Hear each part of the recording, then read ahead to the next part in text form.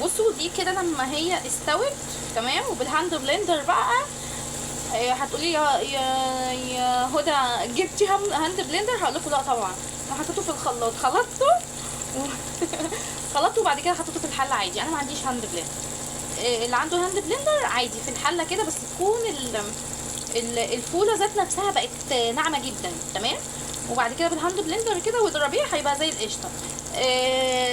عاملين كده زي ما عنديش هاند بلندر في الخلاط يا حبيبه قلبي، حطيه واخلطيه كده خلطه حلوه ويبقى زي الفل اهو معاكي تمام. دي شكل البصاره، بصوا خطيره. وعلى فكره هي لما بتبقى سخنه بتبقى خفيفه، هي بتتاكل لما تبقى بارده لانها بتتقل معاكي تمام. ودي في طاسه تانية تمام.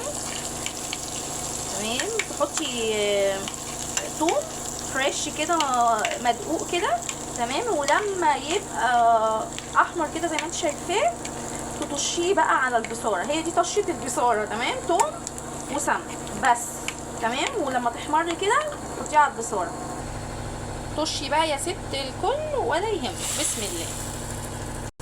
بصي بقى على الجمال والحلاوه والقمر. دي طشه طبعا البصاره تمام، تحفه يا جماعه تحفه. هو بس يا دوب تسخن كمان كده وخلاص كده هي جاهزه للاكل. بصوا يا سلام، انا الاكل دي بحبها جدا وحياة ربنا، حلوه قوي قوي قوي قوي قوي.